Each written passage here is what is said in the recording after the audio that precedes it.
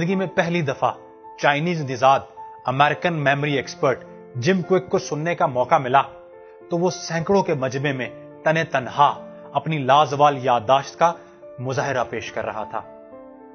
وہ ناظرین کے بتائے ہوئے ڈھیر سارے الفاظ کو یاد کر کے نہ صرف اپنی یادداشت کی نمائش کر رہا تھا بلکہ ان سے داد بھی وصول کر رہا تھا۔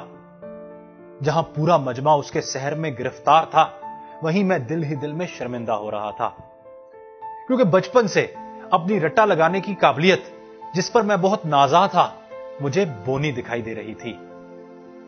مگر پھر وقت گزرنے کے ساتھ ساتھ مجھ پر اس بات کی کلی کھلی کہ کسی بھی انسان کی یادداشت بہتر بنائی جا سکتی ہے، تو چاہے کوئی مرد ہو یا عورت، بچہ ہو یا بوڑھا، گورا ہو کہ کالا، کچھ ایسے اصول ہیں جو تمام انسانوں کی یادداشت پر یکساں لاگو ہوتے ہیں۔ جیسے کہ وہ چیز ہمیں یاد رہ جاتی ہے جس سے ہمارا سب سے پہلے سامنا ہوتا ہے۔ شاید اسی لیے کہا جاتا ہے first impression is the last impression.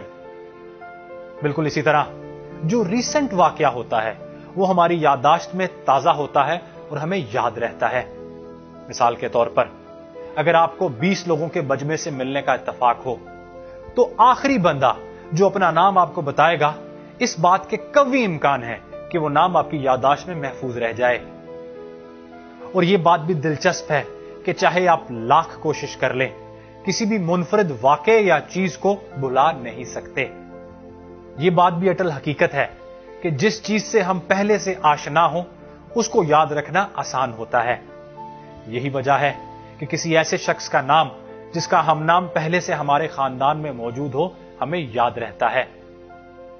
ہماری یادداشت ایک اور انداز سے بھی بہت انوکھی ہے، کیونکہ ہم انسان تصویروں میں سوچتے ہیں، اس لیے آپ جس چیز کا تصویر میں تصور کر پائیں وہ آپ کی یادداشت میں محفوظ ہو جاتی ہے۔ شاید آپ کے لیے یہ بات دلچسپی کا باعث ہو کہ ہم انسان یادوں کو اپنے ذہن میں کسی چیز سے جوڑ لیتے ہیں۔ یہی وجہ ہے کہ کوئی پرانی جگہ یا پرانا گانا جس کے ساتھ کسی زمانے میں یاد اللہ رہی ہو جیسے ہی دوبارہ ہمارے سامنے آتا ہے تو یادوں کی ایک پوری فلم چل جاتی ہے۔ پیارے سننے والوں، اس دنیا کے تمام بڑے بڑے میموری ایکسپرٹس اور گرو انسانی یادداشت کے صرف ان اصولوں کو استعمال کرتے ہوئے لوگوں کو اپنی یادداشت کے سحر میں گرفتار کیے ہوئے ہیں۔